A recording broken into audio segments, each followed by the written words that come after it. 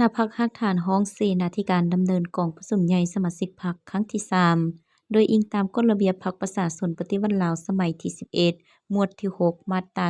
31ว่าด้วยสมัยกองประชุมคณะพรรคฮักฐานหน่วยพรรคฮักฐานและหน่วยพรรคที่ขึ้นกับคณะพรรคฮักฐานในตอนบ่ายของวันที่2ตุลา2564นี้คณะพรรคฮักฐานฮ้องเสนาธิการที่ขึ้นกับองค์คณะพรรคกองบัญชาการทหารแขวงพงษาลีได้ดำเนินกองประชุมใหญ่สมาชิกพรรคครั้งที่3คันของตนโดยการเข้าร่วมเป็นประธานของสหายผลจัตวาเสียงเพลงบรวงศ์เลขาคณะพรรคหัวหน้าการเมืองกองบัญชาการทหารแขวงสหายพันเอกคำพรแสนศรีวงศารองเลขาคณะพรรคหัวหน้าการทหารกองบัญชาการทหารแขวงมีคณะพรรคฮักฐานคณะรับผิดชอบกองประชุมเลขาคณะพรรคฮักฐานอ้อมคังแขกทึกเชิญและผู้แทนสมบูรณ์เข้าร่วมในกองประชุมสหายพันโทบุญเพ็งแสงสุรีรองหัวหน้าห้องการเมืองคณะรับผิดชอบกองประชุมได้ผ่านมติตกลงของคณะประจำพรรคกองบัญชาการทหารแขวงฉบับเลขที่607/ขจพ.กบสก.ลงวันที่30 กันยายน2564ว่าด้วยการอนุมัติดำเนินกองประชุมใหญ่ครั้งที่3ของคณะพรรคฮักฐานฮ้องเสนาธิการที่ขึ้นกับองค์คณะพรรคกองบัญชาการทหารแขวงพงษาลีจากนั้นสหายพันเอกวิไลแผงสมเฮืองคณะพรรคกองบัญชาการทหารแขวงเลขาคณะพรรคฮักฐานหัวหน้าฮ้องเสนาธิการ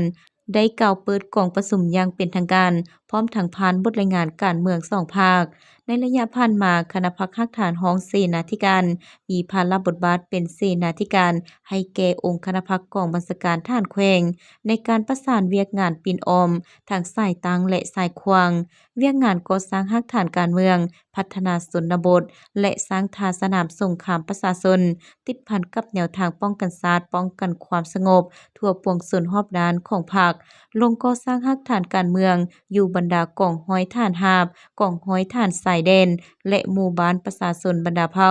ในขอบเขตคณะพรรคฮักฐานรับผิดชอบตามทิศจุดซุมของแขวงของกองบัญชาการทหารแขวงและการมอบหมายให้กรมกองโดยถือเอาการโฆษณาศึกษาอบรมแนวทางป้องกันชาติป้องกันความสงบเป็นหน้าที่ความรับผิดชอบทั่วปวงชนก่อสร้างกำลังให้มีความหนักแน่นเข้มแข็งทางด้านการเมืองแนวคิดและการจัดตั้งพร้อมทั้งเฮ็ดให้พนักงานสมาชิกพรรคนายและพลทหารพ่อแม่ประชาชนบรรดาเผ่ามีความรับรู้เข้าใจและมีความรับผิดชอบสูงต่อหน้าที่เวียกงานด้วยความสัตย์ซื่อบริสุทธิ์มีความจงรักภักดีต่อพรรคต่อประเทศชาติเป็นกำลังหลักแรงในการปกปักรักษาและสร้างสรรค์พัฒนาประเทศชาติก็คือการพัฒนาเศรษฐกิจสังคมของแขวงของกองบัญชาการทหารแขวงพงษาลีของกรมกองและของประชาชนบรรดาเผ่าได้รับการขยายตัวอย่างบ่หยุดยัง้งเวียกงานก่อสร้างพรรคคณะพรรคฮักฐานฮ้องเสนาธิการได้ยึดมั่นการก่อสร้างพรรคตามมาตรการ3ทิศนำของพรรคอย่างเสมอต้นเสมอไปเฮ็ดให้กรมกองมีการขยายตัวและรับประกันความปลอดภัยเข้มแข็งหนักแน่นติดตามเคลื่อนไหวสุกอยู่เวียกงานรอบด้านตามการชี้นำขององค์คณะพรรคกองบัญชาการทหารแขวงในระยะ5 ปีผ่านมาคณะพรรคฮักฐานฮ้องเสนาธิการได้เอาใจใส่ปรับปรุงก่อสร้างพรรคให้ปลอดภัยเข้มแข็งหนักแน่นเพื่อสร้างให้พนักงานสมาชิกพรรคกลายเป็นกำลังแห่งที่มีความสัตย์ซื่อมีความจงรักภักดีต่อพรรคต่อประเทศชาติมีสติตื่นตัวปฏิบัติมติคำสั่งต่างๆเป็นต้นแม่น7ระบอบ18เวียกในมือหนึ่งของกองทัพวางออกให้เข้มงวดเวียกงานปรับปรุงก่อสร้างกำลังได้ถือเอาการศึกษาอบรมการเมืองแนวเขตสอดห้อยเข้าในทุกโครงเขตเวียกงานโดยการนำเอาแนวทาง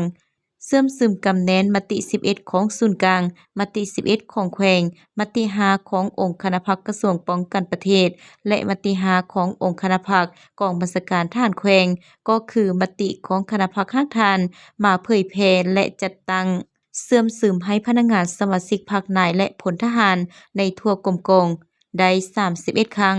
หน่วยพรรคได้รับใบยั่งยืนหน่วยพรรคปลอดภัยเข้มแข็งหนักแน่น15ใบเสื่อมซึมกฎหมาย6ครั้งรับใบย่องย่อแต่ละคันมี135สหายจัดตั้งปฏิบัติเวียกงานอบรมหัดแอบวิชาเฉพาะการทหาร4สุด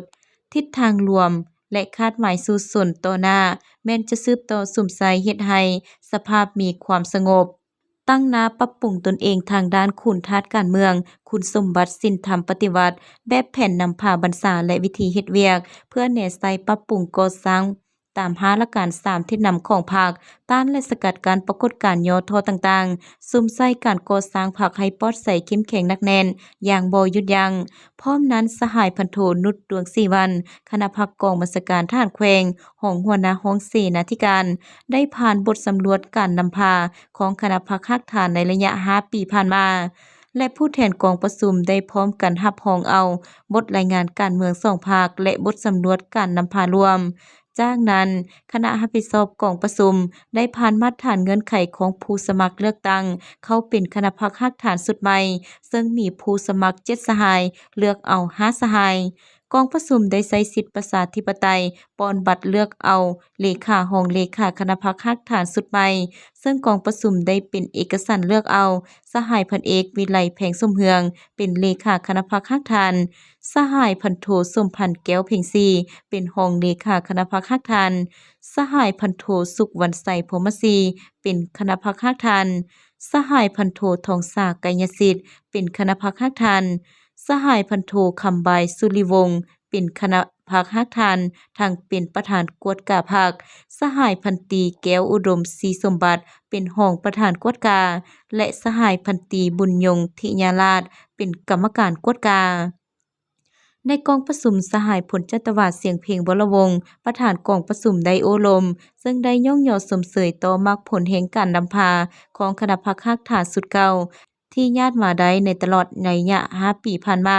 พร้อมทั้งได้เรียกร้องให้คณะพรรคคักฐานสุดใหม่ จงเอาใจใส่ยกสูงการนำพาตามภาระบทบาทสิทธิหน้าที่ความรับผิดชอบของตน สืบต่อศึกษาอบรมการเมืองนำพาแนวคิดให้พนักงานสมาชิกพรรคเป็นปกติ เอาใจใส่ซี้นำพาแต่ละหน่วยพรรคที่ขึ้นกับคณะพรรคคักฐานให้กลายเป็นหน่วยพรรคปลอดใสเข้มแข็งหนักแน่นอย่างบ่หยุดยัง้ง และพร้อมกันนำเอาเนื้อในกองประชุมครั้งนี้ไปจัดตั้งพันขยายให้ปรากฏผลเป็นจริงเทื่อละก้าวในกองประชุมยังได้เห็นดีเป็นเอกภาพรับรองเอาเนื้อในกองประชุม และยกบัตรประชามติรับรองเอาเลขาห้องเลขาคณะพรรคคักฐานสุดใหม่ และกองประชุมได้อัดลงด้วยผลสำเร็จอย่างจบงาม